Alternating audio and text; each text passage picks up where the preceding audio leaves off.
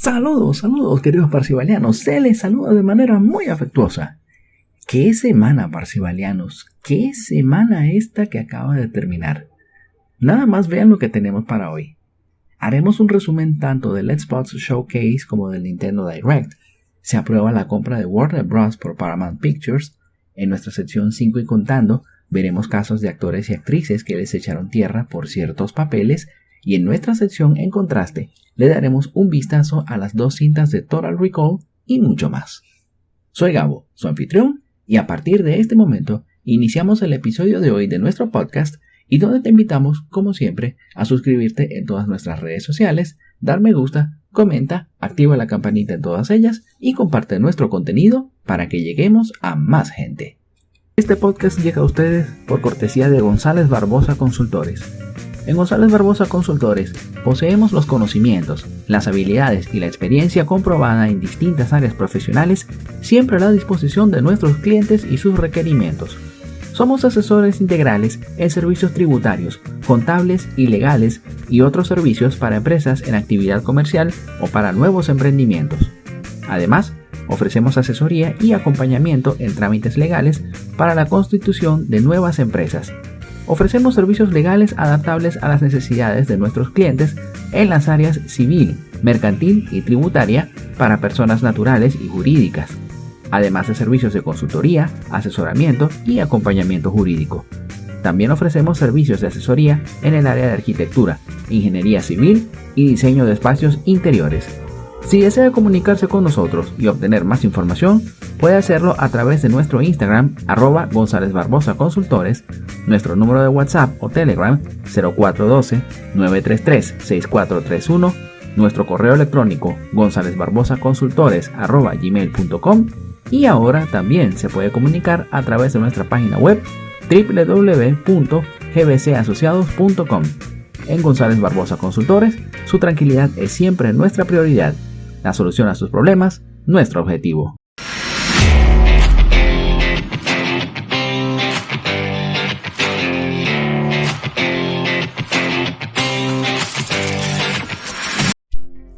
Sin perder tiempo, arranquemos nuestro primer bloque de noticias, donde lo haremos con la opinión de lo que fue el Xbox Showcase que tuvimos recientemente, y donde vamos a hablar primeramente de lo que son los juegos que más nos gustaron de esta presentación en directo.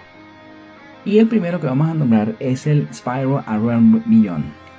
De verdad que me causó una enorme alegría el ver el regreso de nuestro morado amigo Escupefuego con alas al mundo del videojuego.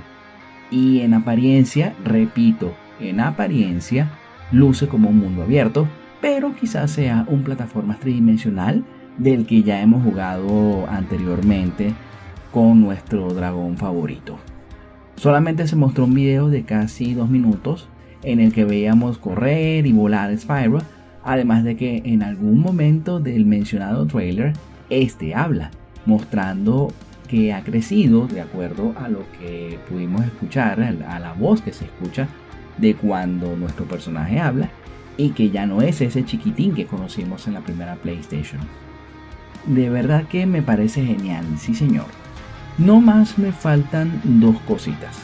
Primero, que regrese el integrante de The Police, Stuart Copeland, a componer la música de este título, pues evidentemente todo aquel que jugó con Spyro the Dragon y por supuesto las secuelas que salieron para la primera PlayStation recuerdan este aspecto en particular del juego, la música de Copeland. Y segundo, que aterrice pronto. Pero para esto último, lamentablemente nos toca esperar hasta la primavera de 2027 para ponerle nuestras manos a este juego. Veremos pues, pero de momento, bravo por Spyro y su regreso. Otro juego que también nos emociona mucho y que también llegará a 2027 a Xbox Series X/S y otras plataformas es el Crazy Taxi World Tour. Ese divertidísimo juego en el que controlas a un conductor de taxi en el que debemos llevar a nuestros pasajeros a su destino en el menor tiempo posible, con las loqueras más grandes que se pueden esperar en un juego como este, y de paso acompañados de la música de la banda de rock The Offspring, los cuales son alicientes más que suficientes para esperar al año que viene cuando este juego aterrice en las tiendas y nos volvamos a divertir de lo lindo llevando a nuestros pasajeros en las carreras de taxi más locas de los videojuegos, tanto en San Francisco como en otras ciudades del mundo. Y el tercer título que más nos gustó fue el Clockwork Revolution, el action RPG con un toque steampunk retromoderno que, de acuerdo a lo informado, el anuncio de este juego exclusivo para la consola de Microsoft se hizo en 2024, tomando todos estos años en su desarrollo y cuya trama nos llevará a una metrópolis conocida como Avalon, que tendrá el mencionado toque steampunk retromoderno. Será, como dijimos, un action RPG que se jugará en perspectiva en primera persona y permitirá usar el cronómetro, un ítem que permitirá viajar al pasado y conocer versiones de esta ciudad más antiguas, así como alterar algunos eventos. Este juego se espera para el año que viene, pero lamentablemente sin fecha precisa. Ahora, nos toca hacer el balance entre lo que fueron los 3 primeros eventos en directo relacionados con videojuegos de este NOE 3. ¿Fue mejor que el State of Play? Definitivamente. Se lo llevó por el medio, como decimos en Venezuela. ¿Y mejor que el Summer Game Fest?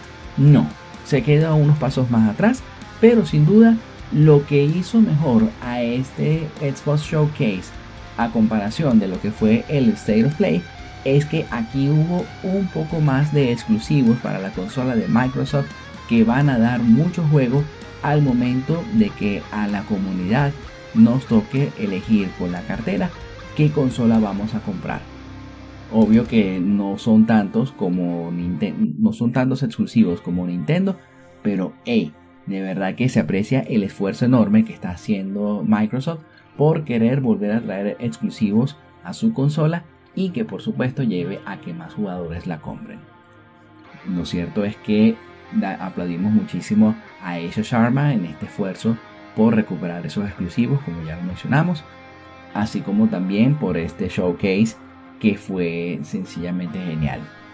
Repito, fue un paso más adelante de lo que fue el State of Play, pero sin superar al Summer Game Fest. Es lo que podemos decir sobre este evento en directo del NOE 3. Saltamos al cine y nos vamos a ir con una noticia bien interesante en donde el director Travis Knight, que nos trajo recientemente Masters of the Universe, habla sobre uno de los integrantes que compuso la música de la película. La nueva Masters of the Universe despide un brillo aventurero gracias al vestuario y diseño de producción, pero también por un elemento que jamás debe quedar relegado en el buen arte cinematográfico: la música. Daniel Pemberton, el compositor principal, construyó una banda sonora enorme y deliberadamente divertida, e incluso tuvo ayuda de Brian May, guitarrista de Queen, cuya Red Special entró al universo de He-Man como si fuera otro objeto mítico de Eternia. El director Travis Knight contó que la idea musical de Masters of the Universe empezó cuando habló con Daniel Pemberton sobre las referencias que podían guiar a la película. El director quería una partitura que abrazara lo épico y que nos recordara a los grandes espectáculos de fantasía pop de los años 80. Me encanta Daniel, es un hombre increíble, un compositor extraordinario y un auténtico genio. Soy admirador de su trabajo desde hace mucho tiempo, dijo Knight para Disgusting Film al hablar del músico, quien ya venía de proyectos muy distintos entre sí, como Spider-Man Into the Spider-Verse y Project Hail Mary. Cuando empecé a hablar con Daniel sobre trabajar en esta película, una de las referencias que le mencioné fue Flash Gordon, la versión de los años 80 producida por Dino De Laurentiis, explicó el director. Me encantaba cuando era niño. Tenía esos colores vibrantes, un tono juguetón y mucho sentido del humor. Pero una de las mejores cosas de la película era, por supuesto, la icónica música de Queen, añadió el realizador. De acuerdo con Knight, Daniel ya había empezado a experimentar con influencias disco e instrumentos medievales. El encuentro con Brian May llega después, cerca de un año más tarde, cuando acabó en el estudio del guitarrista, viéndolo tocar su Red Special con monedas de 6 peniques usadas como púas. Fue un momento realmente surrealista para mí. Era un gran fan de Queen cuando era niño, como cualquier persona con buen gusto. Tener esos sonidos en nuestra película llegó bastante tarde en el proceso de producción, pero terminó siendo la culminación perfecta. Fue la cereza del pastel de toda esta experiencia para mí. todo melómano respetable sabe bien que la Red Special no es una guitarra cualquiera. Brian May la construyó junto a su padre cuando era adolescente y luego convirtió su sonido en uno de los pilares del rock. Pemberton lo dijo para Variety con una imagen muy precisa. Cuando la estaba tocando pensé, esto es en realidad el equivalente a la espada de poder del universo de Masters of the Universe, porque es un instrumento forjado en llamas, por así decirlo. Él es la única persona que puede tocarla y que tiene el poder de tocarla, y es una herramienta que ha salvado la vida de muchas personas, creo. Si la miras como un arma, ha puesto mucha esperanza y amor en el mundo. La colaboración se materializó en Eléctrica, tema triunfal de 3 minutos creado para acompañar la transformación de Adam en He-Man. De acuerdo con Variety, presenta un coro de 100 voces, orquesta de 80 músicos, banda de rock y sintetizadores. Para ese track, Pemberton explicó que buscaba una emoción muy especial. Quería que un hombre adulto se sintiera como un niño pequeño otra vez y quería que un niño pequeño se sintiera como un hombre adulto. Quería que tuviera el peso y la seriedad de una canción de hard rock mezclada con el color, el camp y un ligero toque cursi de una canción pop europea. Ya dimos nuestras primeras impresiones hace unos días y este fue uno de los aspectos de los que hablamos que la película resalta.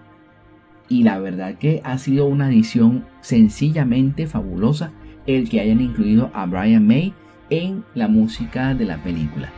El que Daniel Pemberton se haya encontrado con él, que además haya podido ir al estudio a escuchar en vivo y directo a May con su Red Special y de paso tocándola con una moneda de 6 peniques, ¡wow! Eso tiene que ser una experiencia religiosa, como dice el célebre cantante Enrique Iglesias en su canción. Lo cierto es que ese añadido, que como bien lo mencionan llegó bastante tarde para lo que fue el proceso de realización de la música de la película, vino como anillo al dedo y además le da esa epicidad que tanto requiere un personaje como He-Man en una película de estas dimensiones, que aunque no es excelente, vaya que le da, como dije, ese toque épico cuando Adam se transforma en el personaje, el hombre más poderoso del universo.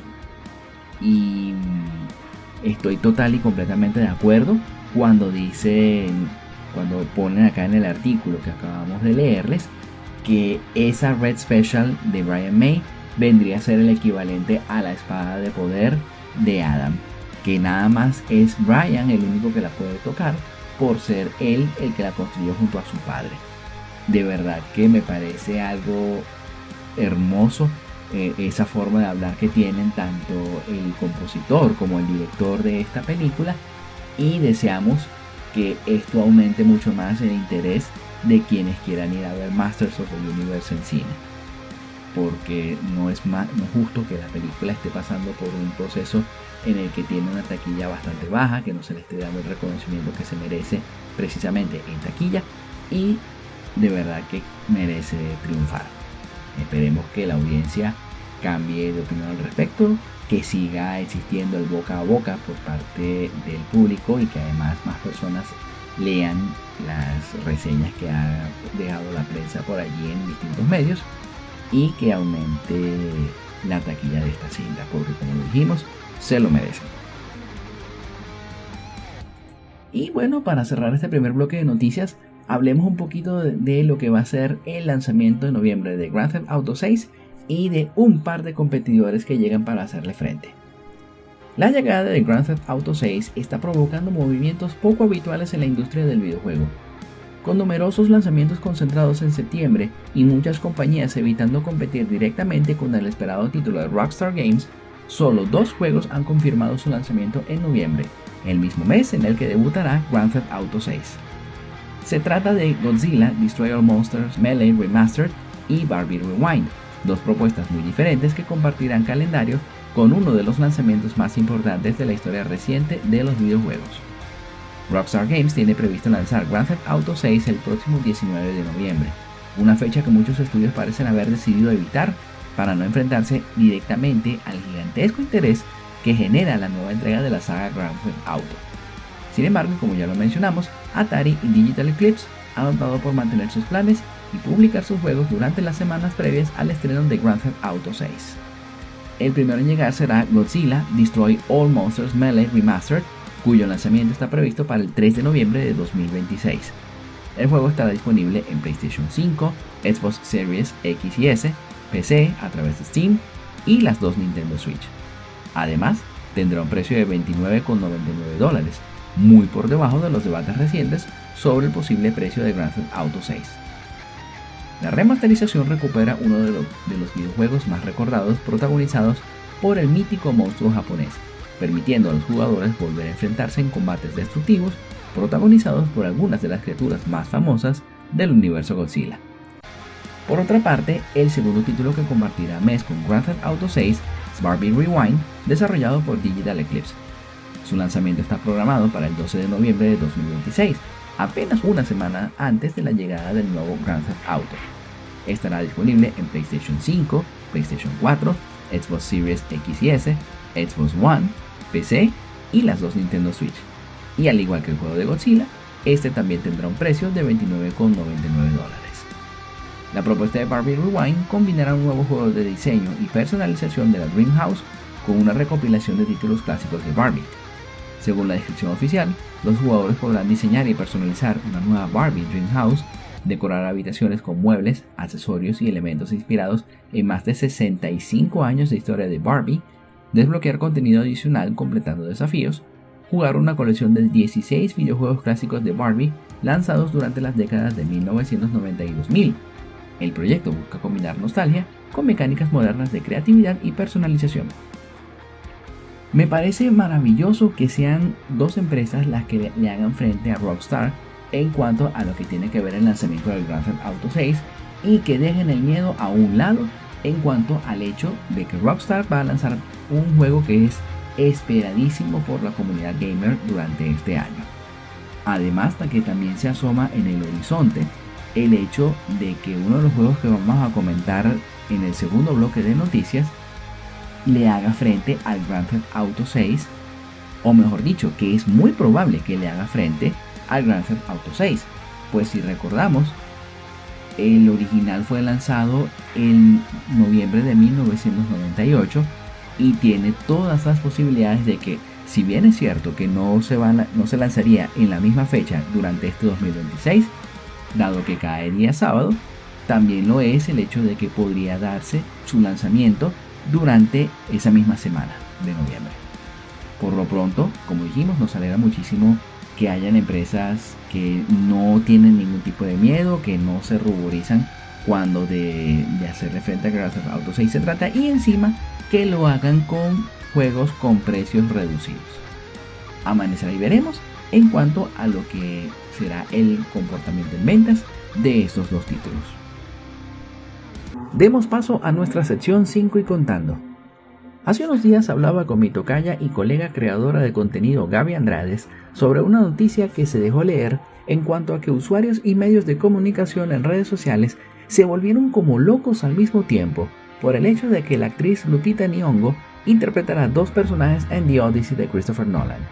La actriz keniana de raíces mexicanas interpretará tanto a Clytemnestra como a Helena de Troya, y es por este último personaje que se hace mención de lo que dijimos al principio, la locura tanto de público como de prensa, y todo porque el personaje, en el imaginario colectivo, ha sido representado mayormente por actrices de piel blanca, y a muchos les ha chocado esa decisión del director Christopher Nolan, dejando ver entre líneas una más que clara muestra de racismo, cosa que no practicamos acá. Afortunadamente, Lupita ha restado importancia a ese tipo de comentarios, además de que ha declarado que el reparto refleja la diversidad del mundo actual. Y como si fuera poco, hablan por hablar sin haber visto la película, sin que ésta se haya estrenado.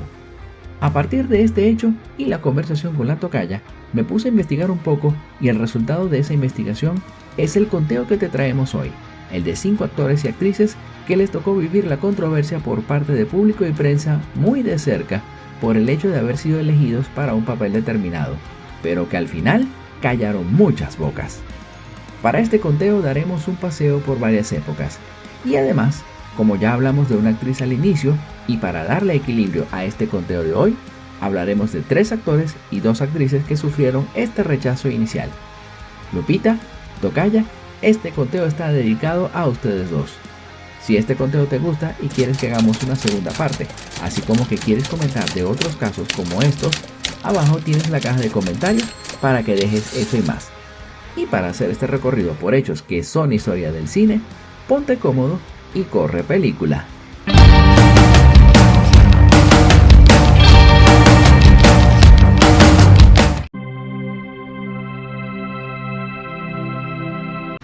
El primer ejemplo que se me vino a la mente cuando de pensar en algo como esto se trata, es uno que hablamos hace unos meses acá en el canal, el del actor Daniel Craig cuando fue elegido para interpretar a James Bond en 007 Casino Royale en 2006. Fueron muchos los que destilaron odio por las redes, diciendo que Craig es demasiado viejo, demasiado rubio, no es tan alto como otros Bond, llegó a la presentación a la prensa portando un chaleco salvavidas, de todo. Incluso la prensa de su país se sumó a esta campaña añadiendo que el actor no sabía jugar póker, haciendo comentarios como: "Señor Craig, cuando tenga en su mano un full house, no cante bingo por favor". El actor, al igual que como está haciendo actualmente Lupita Nyong'o con The Odyssey, simplemente dejó que el agua del río corriera y se enfocó en hacer su personaje. ¿Y qué pasó? Pues lo que ya es más que sabido, que al momento de estrenarse la película, la prensa tuvo muchos elogios para el actor, incluyendo esos medios británicos que se portaron mal con él, y hasta dijeron que estaba a la altura de un Bond tan legendario como el de Sean Connery, además de que dijeron que la película era tan fantástica como el Bond de Craig.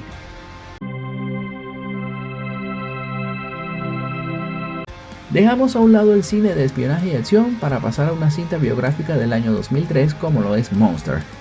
En concreto, hablaremos del rechazo que sufrió la actriz Charlize Theron al momento de haber sido elegida para interpretar a la asesina en serie Aileen Wuornos. Aquí hablamos de que el rechazo, a diferencia de los primeros casos que hablamos en el conteo, no vino por parte de la prensa, sino por parte de los productores ejecutivos del estudio. Estos rechazaron que Theron, para todo lo que fue su preparación para el papel, subiera de peso, usara prótesis dentales y que se despojara de la imagen de glamour que la ha caracterizado. Y como si fuera poco, la actriz revelaría que los financistas de la cinta querían en pantalla una película protagonizada por una lesbiana sexy. Si la actriz hubiese ido por ese camino, desvirtuaba el personaje, cosa que afortunadamente no pasó. Por supuesto, llegó la película y con ella los elogios que le llovieron a la actriz, destacando entre ellos los del crítico Roger Ebert, que dijo que es una de las mejores actuaciones en la historia del cine, además de que Theron ganaría varios premios, entre ellos el Oscar a Mejor Actriz por esta película. Es por casos como este que este arte bien que vale seguir disfrutándolo.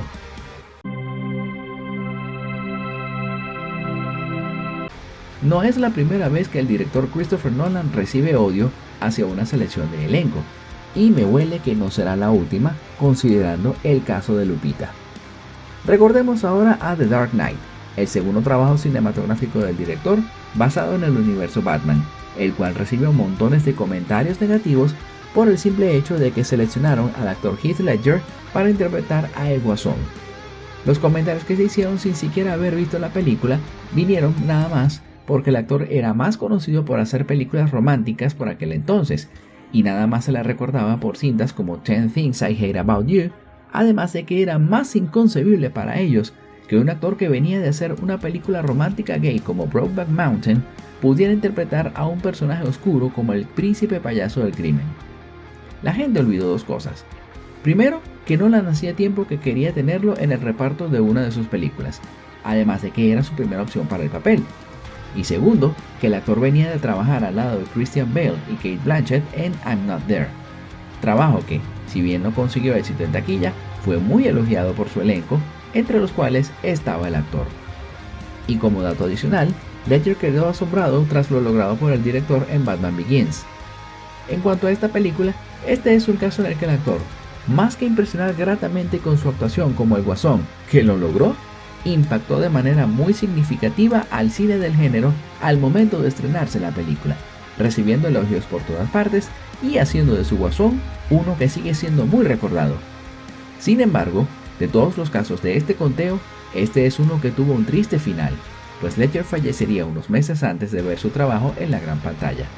Pero afortunadamente pudimos ser testigos de este, además de recibir nominaciones en la temporada de premios 2009, misma que ganaría todas de manera póstuma.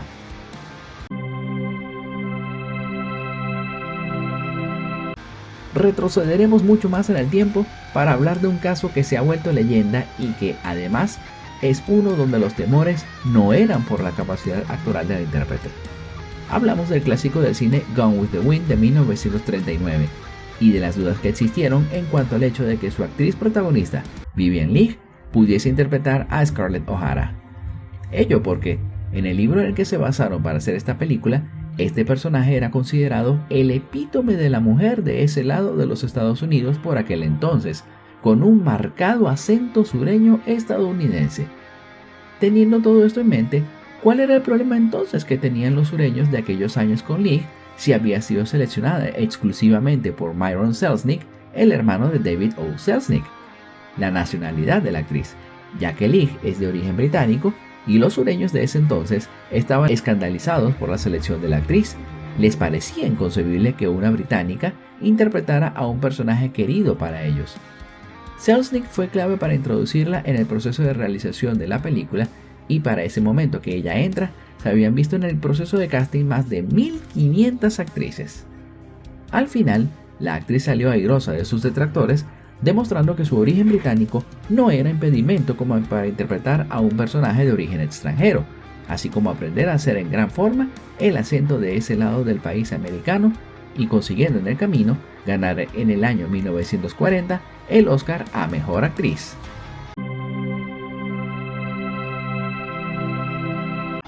Con la foto que antecede a este caso, no hay que matarse mucho para recordar el papel de Sergi López como el Capitán Vidal en mi película favorita de todos los tiempos, El laberinto del fauno. Además de que tenía que hablar de lo ocurrido con él, no solamente porque es, como dije, mi película favorita, sino porque incluso en España y Latinoamérica también pueden suceder estas cosas. A López se le asociaba mayormente con personajes carismáticos, a veces vulnerables o cínicos, pero casi nunca con el mal absoluto. Y cuando comenzaron a rodar las imágenes del actor ataviado como el personaje del Capitán Vidal, se desató la locura. Muchos cuestionaron que el actor tuviera la frialdad que requería un personaje como Vidal, y hasta se llegó a cuestionar que López vistiera un uniforme de un militar de la época del dictador Francisco Franco, así como que no dotaría de verosimilitud a Vidal. En todo momento, el director Guillermo del Toro defendió a capa y espada a Sergi López como su selección para interpretar al personaje, no solo porque quería que el actor que lo interpretara no tuviera el típico porte de un villano, sino porque Vidal, para Del Toro, representa la banalidad del mal que lo representa. Al final, como todos los casos expuestos en este conteo, si la película salió airosa, es porque uno de los factores de ello fue la interpretación de López como el Capitán Vidal. Un villano completamente frío, desquiciado, sin gestos sobreactuados y con toda la carga emocional que un personaje de estas características debe poseer. El solo hecho de recordar escenas, como el momento en que conoce a Ofelia cuando ésta se baja del carro, o la segunda vez que lo vemos afeitándose, habla de una construcción del villano por parte del actor sencillamente magnífica. De la misma forma que arrancamos el primer bloque de noticias, arrancaremos el segundo. En este caso, lo que vamos a hacer es hablar de los juegos que más nos gustaron del Nintendo Direct y daremos una opinión de este.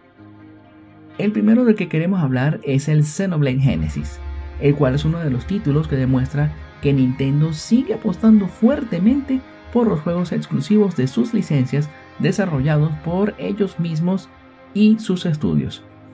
Si bien es cierto que no más se mostró un trailer, también lo es que este Genesis mantiene el estilo gráfico de sus antecesores, además de que me agradó también que tengamos una criatura que sería el equivalente a los vehículos que se usaron en los anteriores Xenoblade para ir de un lado a otro de sus enormes mundos.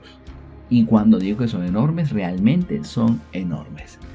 Está previsto que salga para 2027, pero lamentablemente no anunciaron una fecha exacta. Así que estaremos al pendiente de las noticias relacionadas con este juego en cuanto no solamente a la fecha, sino también a futuras características que le añadan los desarrolladores a este. Otro juego que nos gustó mucho es uno que fue una muy grata sorpresa el saber que se anunció por primera vez en un Nintendo Direct y no en un Summer Game Fest o un State of Play. Se trata pues de Kingdom Hearts 4, el cual interpretamos como el mayor golpe en la mesa del No E3 de este año, aunque por supuesto no mayor que el juego que sigue y que será recordado por muchos años, igual que el juego que le sigue. Nos agrada que su base se mantenga intacta, es decir, el controlar a Sora junto con personajes como Goofy o el Pato Donald, en un mundo donde recorreremos mundos, perdón por la redundancia, basados en juegos de Square Enix y Disney.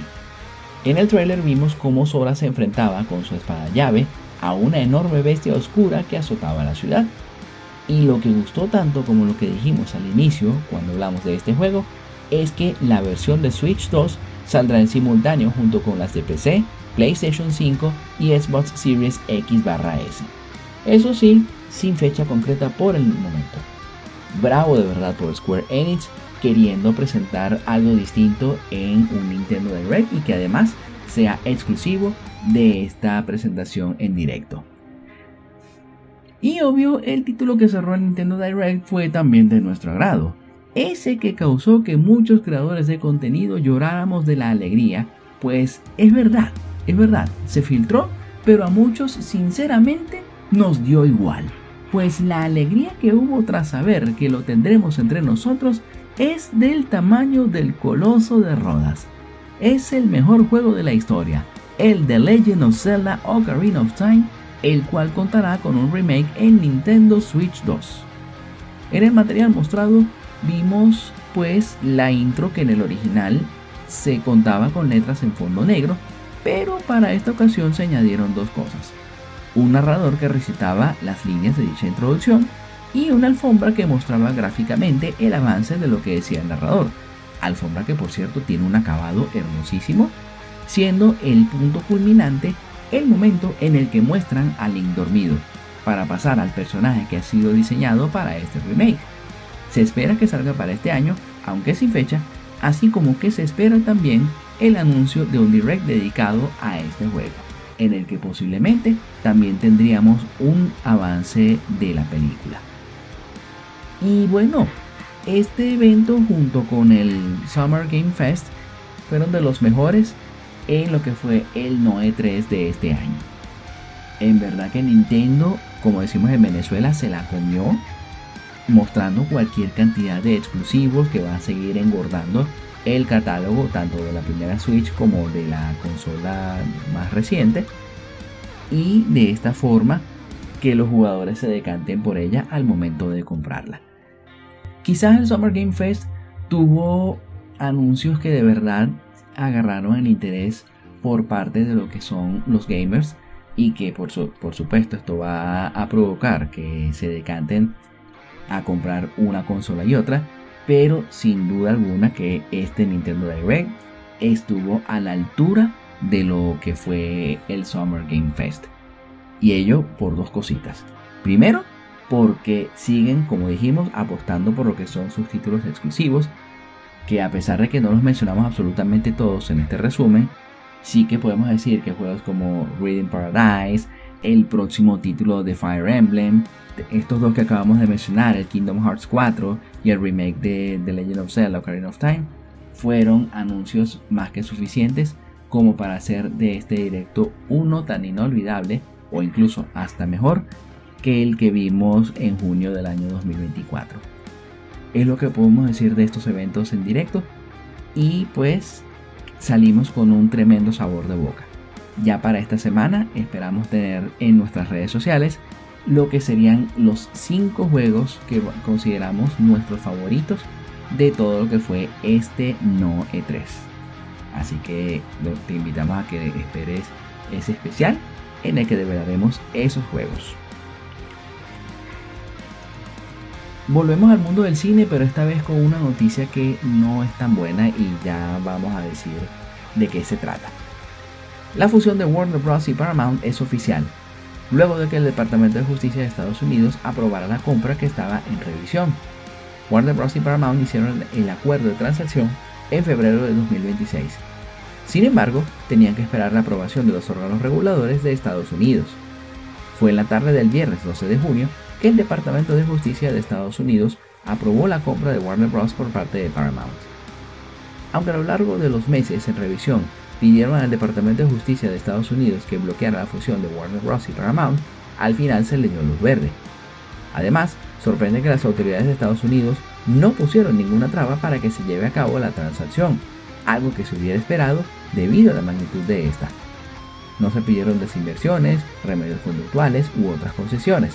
El acuerdo va tal cual se dio entre las dos partes a inicios de 2026. Ahora solo se espera el anuncio oficial por parte de los dos estudios, así como del nuevo dueño, David Ellison. Si bien la aprobación del Departamento de Justicia de Estados Unidos es un gran paso para la fusión de Warner Bros. Y Paramount, aún quedan detalles por atender.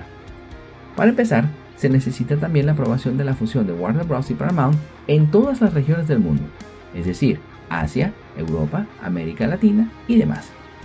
También está el tema de la demanda que varios estados de Estados Unidos están promoviendo en contra de la fusión, sin olvidar las quejas de los sindicatos de Hollywood.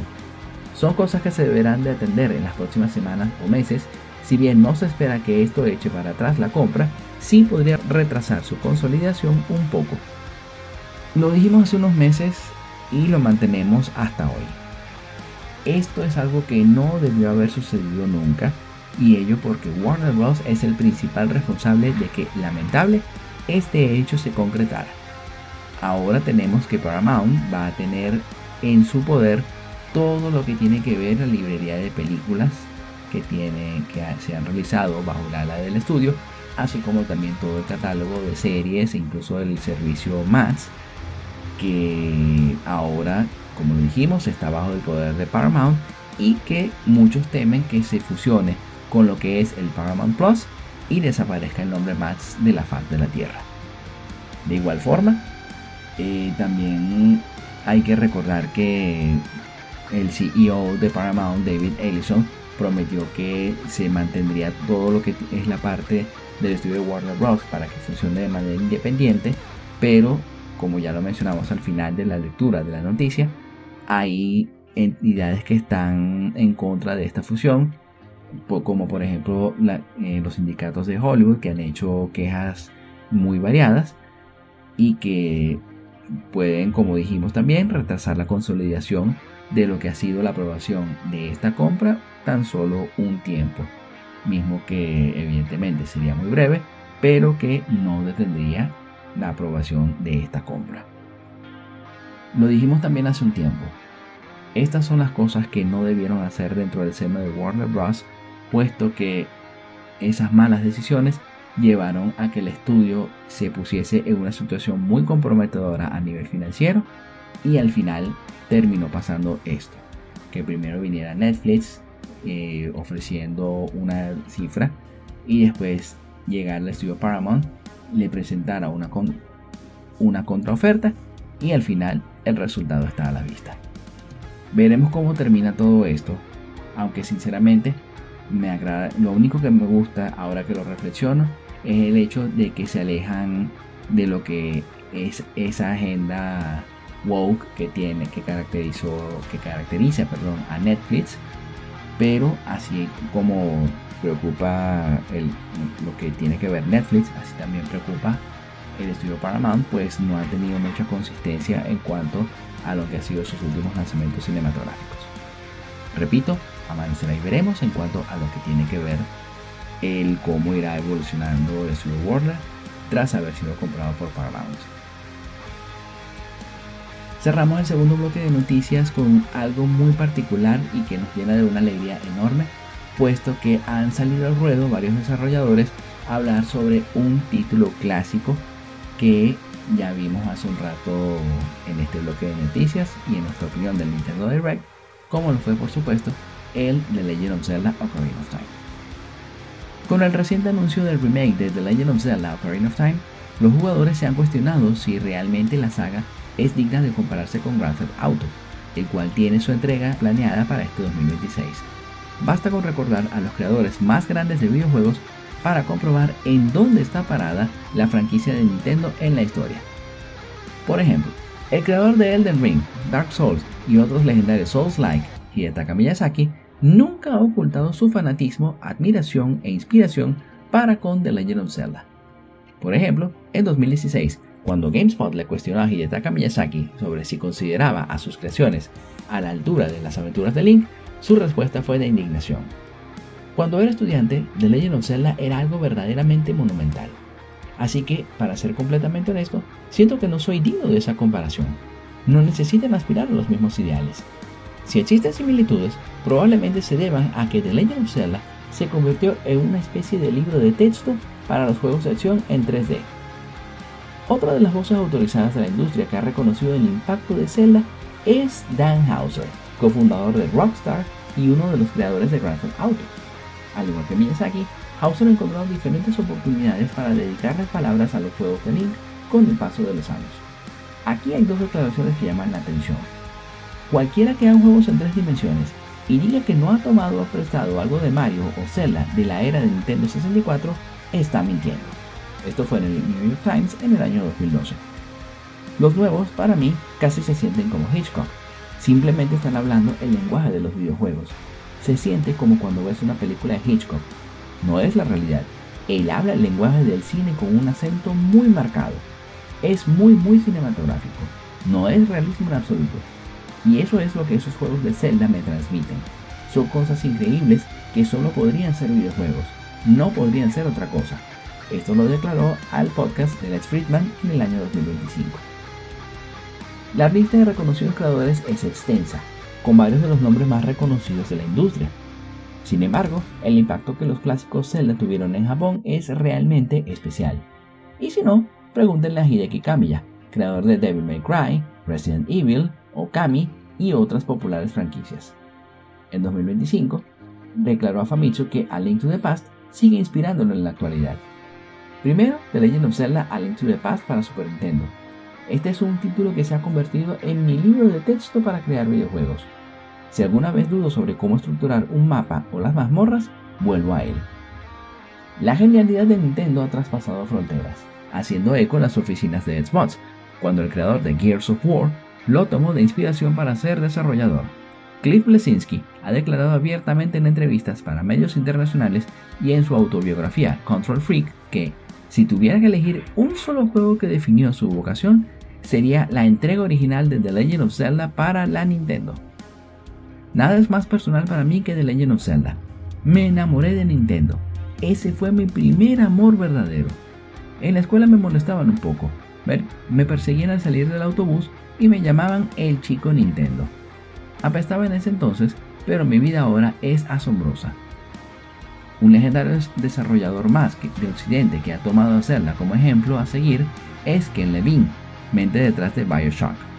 En 2016 le dijo a GameSpot que los creadores de la saga son lo equivalente a Mozart para la música, pero en los videojuegos. Zelda es una genialidad, algo al nivel de Mozart. La forma en que encuentras herramientas que son tanto objetos útiles para la jugabilidad como esencialmente llaves. Vas a una mazmorra y consigues la bomba. De repente miras a tu alrededor y ves grietas por todas partes. Nintendo sembró todo el escenario con estas oportunidades brillantes para mí. Otros dos grandes nombres son como Gabe Newell de Valve, han reconocido el gran ingenio y aportes de Nintendo a lo largo de los años, haciendo hincapié en The Legend of Zelda. Mientras el legendario Neil Druckmann de Uncharted y The Last of Us coloca A Link to the Past como uno de los 8 juegos que más se acercan a la perfección, alabando su diseño de niveles y sus mecánicas únicas para la época. Nada más que decir en cuanto a estas palabras de estos desarrolladores. Sin importar en qué época haya sido, reconocen el impacto de la saga de Legend of Zelda y la toman como un referente a seguir cuando de hacer videojuegos se trata. Llámese que estemos hablando del A Link to the Past, como en otro momento estemos hablando de Ocarina of Time, o incluso del primer Zelda que salió en 1986. Estamos hablando de una saga que ha sentado cátedra en todos los sentidos, que hace que el mundo se detenga cuando de hablar de videojuegos se trata, y que además, como lo comenté recientemente en un post que publiqué en respuesta a una cuenta de Twitter /X, es un capítulo de la vida de todos esos que nos llamamos gamers, sin importar la edad que tengamos. Si disfrutamos un Zelda en 1986 o lo hayamos disfrutado cuando apenas lanzaron Tears of the Kingdom a mitad de los 2020, o si por ejemplo jugamos alguno de los títulos que lanzaron para Nintendo 3DS, como por ejemplo el A Link Between Worlds, que fue un título sencillamente fantástico. Es digno de elogio el reconocer a estos desarrolladores que se han formado carreras a pulso, que además estén reconociendo y hasta quitándose el sombrero en algunos casos cuando se trata de hablar de The Legend of Zelda. Oficialmente ha terminado el segundo bloque de noticias y nos moveremos a nuestra sección en contraste. Hace un tiempo vimos en esta misma sección un mismo trabajo en dos versiones, la original de los 80 y su versión de los 2010 como lo fue RoboCop, y ya dimos nuestro veredicto sobre cuál de las dos versiones preferimos más.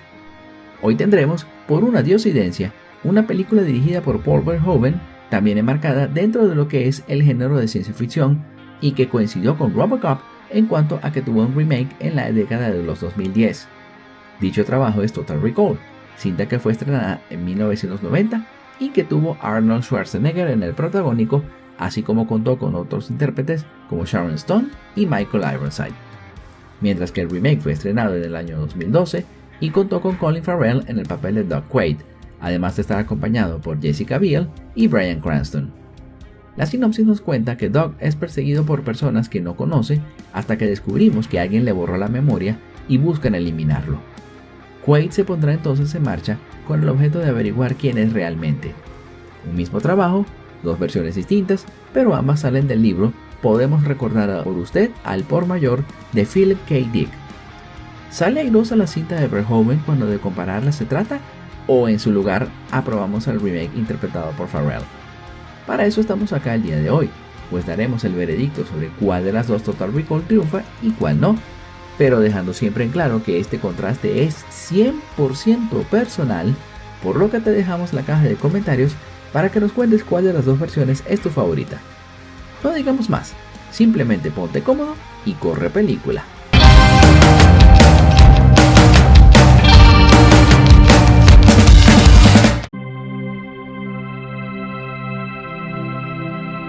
Como el buen vino, así envejecido de la película dirigida por Paul Verhoeven de 1990 y cuyos temas siguen estando presentes al día de hoy. Siento que esta película fue arriesgada no solamente en cuanto a mostrar de manera explícita cosas como cuerpos desnudos o violencia, sino que tampoco se cortó al momento de presentar cosas como la ambigüedad narrativa que se utiliza para describir la historia que nos cuentan acá, así como también que, a través de esa ambigüedad, permita a la audiencia pensar sobre varios temas, ya que no por nada el título del libro en el que se basa es Podemos pensar por usted, además de criticar cosas como el capitalismo corporativo y el control de recursos.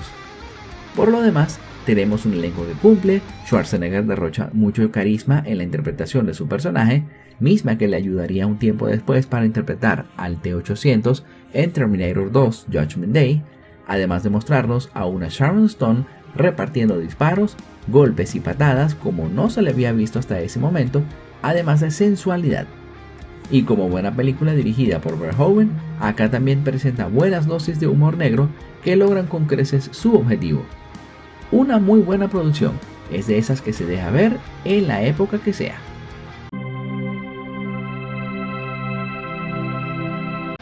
Varios de los puntos que hicieron grande a la Total Recall de 1990 no están por ningún lado del metraje que se entregó a los cines en 2012. Hablamos de que el humor negro que mencionamos que está presente en las películas de Paul Verhoeven es casi inexistente en esta producción dirigida por Len Wiseman. Es cierto que por aspectos técnicos tiene con qué ponerse de tú a tú con la de 1990, sin superarla, eso sí, pero es que el resto de la película es para llorar, pues el título del libro, Podemos pensar por usted, no es algo que se aplique a esta producción. Ello porque no resulta una película profunda en ninguno de sus encuadres, en ninguno de sus diálogos y en casi ninguna de las actuaciones. Y eso que contó con nombres como Colin Farrell, Jessica Biel y Bryan Cranston, como mencionamos al principio. Pero entre que Cranston es quien da un trabajo muy bueno en el papel de Cohagen, la Melina de Biel y el Quaid de Farrell no resultan buenos trabajos de actuación precisamente. Además, en esta película puede sentirse a flor de piel que lo genérico está a la orden del día, no solamente en actuaciones, sino para lo que tiene que ver el desarrollo de la trama. La de 1990 era un trabajo excelente como es y no merecía que le hicieran lo que le hicieron en este muy soso remake. Y con Total Recall terminamos con el podcast de hoy. Te damos las gracias por llegar hasta el final de este episodio. Y si te gustó, comenta, dale me gusta, compártelo y activa la campanita para que recibas las notificaciones de nuevo contenido. Te esperamos la próxima semana con un nuevo episodio de El Mundo de Parzival Podcast. Hasta entonces y Excelsior.